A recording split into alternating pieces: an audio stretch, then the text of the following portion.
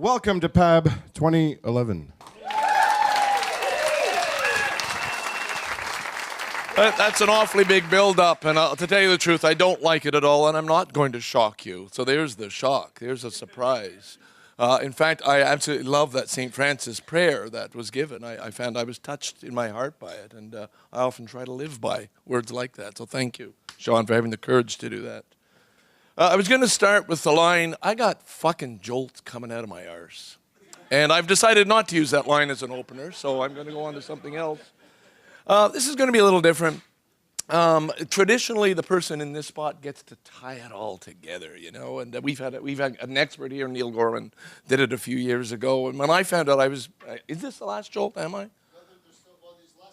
Last jolt, and so to try and tie it together, and of course I'm not going to do that, quite the opposite. I'm going to untie and unravel it and give you a couple of little threads left over that I can't get out of my head that I really want to.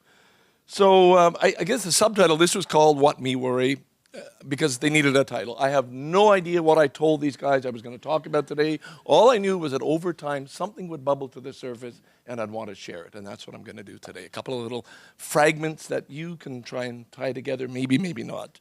Fucking Twitter, Jesus Christ, get out of there.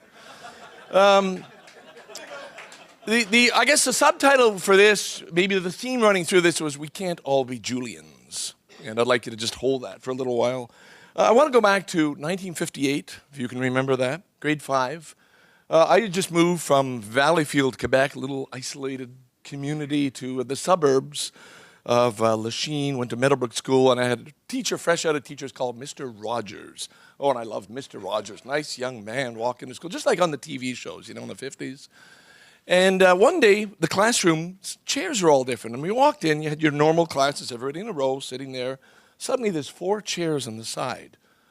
And you look over and, holy shit, what a coincidence. The 4 smartest students in the class, the people you knew since kindergarten, were the brains, the fucking eggheads, you know. Christopher Simons, Mary Shaw, Susan Bingham, and Bruce Kennedy. And I remember the names to this day. I hated them, you know, grade 5, sitting in this row. And Mr. Rogers figured, these guys are smarter than the rest of these dullards in the machine. They need special work, so I'm going to give them special extra work. Okay, that's fine, big deal, good. Good for them. But a week later, he's got another roll on the side. And you look, and you go, wait a minute, those guys aren't as smart as those guys. Those days we had report cards with E, VG, G, F, and God forbid, U for unsatisfactory. This is the way you did reports then. The second row, if you can guess, were made up of VGs. All the guys who were, they're not as smart as Bruce Kennedy and these guys. They're never going to be. But they're smart, a little smarter than the rest of us. And he called me aside one day and he said, Ken, you know, if you work just a little bit harder, you could sit with those guys. You could be in the VG row. Now, I didn't know the word fuck back in grade 5. If I had known that word, I would have what? I would have said, fuck you, Mr. Rogers. Why would I want to be in that fucking row? They're just going to have to work harder, and for what? You're going to give them extra homework. I hate homework. Jesus. It's like he gave me the letter G in a branding iron, and he branded me with this G. Good. You're a good. You're not a very good because you're not working hard as those guys. You're good. Well, that was the greatest gift a teacher could have ever given to me, because I've been a good for the rest of my life. I'm not fucking trying hard. I'm not going to suck around. I'm not going to play their fucking game. Good is such a nice place to be in life. Right in the fucking middle. Right through high school. You know? You don't get picked out. You're not special. It was a beautiful, beautiful place to be, you know. And I got right through there, did the 4 years of high school and the 5-year plan, coasted. Wasn't until I got into university, my last year in university, when I gave up hash for a year so I could take up TM, Transcendental Meditation, under the great Maharishi Mahesh Yogi. And suddenly I realized, holy shit, I can get A's. Wow. Hey, I can think, I can do things, I can apply myself if I'm interested. So that G kind of went away. So that's story number 1, thread. Doesn't relate to anything else. Thread number 2. A friend of mine asked me to be his best man. This is college days. And as I'm growing up, and it's probably a lot due to the hash I smoked back in those days in Montreal, they said, I want you to be the best man, my friend. And this is a friend of mine, good friend, grown up with, been in high school with. And I didn't have my driver's license, and the thing I was lacking was confidence. Best man, holy fuck. That's that adult world. That's where people have to wear a suit, drive a car, make the speech, get the ring. You got to do so much. I can't do it, man. I'm not mature enough. I'm not strong enough. I don't even have to drive it. I can't do it. And after accepting, I backed out. I told him, look, I can't do it. And he was so, to this day, he's not forgiven. His wife hates me to this day because I backed out. I said, I can't. I just don't know. So he got somebody he didn't really like, who was the usher. All right, he'll be the best man. You can be an usher. Yeah, I can be an usher. What do? You just show people the seats. I can handle that. I can handle that. But I can't be the best man.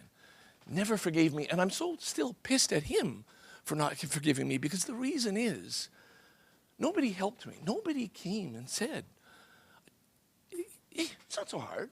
This is what you do. I carried this guilt and this burden of this failure. Then the next year, another friend asked me to be a best man.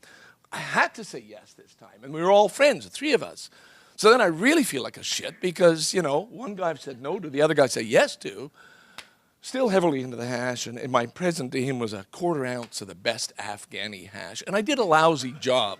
I really screwed it up. I was not a good best man. I've never been asked since then, didn't matter. But the point of that whole thread, I really wish somebody, when I was, 21, 22, had just, hey, Ken, it's not so hard being an adult. It's not, you know, we can help you. Somebody can do that. I wish I had been able to go to my father, maybe, talk about it. Or that this friend might have said, you know, hey, it's not a big deal. We can help you. And that's kind of a message I want to toss out to you. Help somebody. Help each other. Help each other. That's all. Give each other confidence is the hardest fucking thing to get. I have got so much goddamn confidence now. I have an extra supply of it. I got tons. I can give you extra stuff. But it's been a lifetime of working to get there. And I guess that's it. Listen, last thing, the tying up, what I would ask for everybody, send your comments, send them all, file them through Mark and Bob. What did you get out of this conference? What did this conference mean to you? Share it, whether it's your blog or your podcast or you're just sending in comments. Each of you take the responsibility to tie up this weekend. Tell these guys what a great fucking conference this is, because this is the best fucking conference going. Sorry for sucking up, guys, but this is fun. So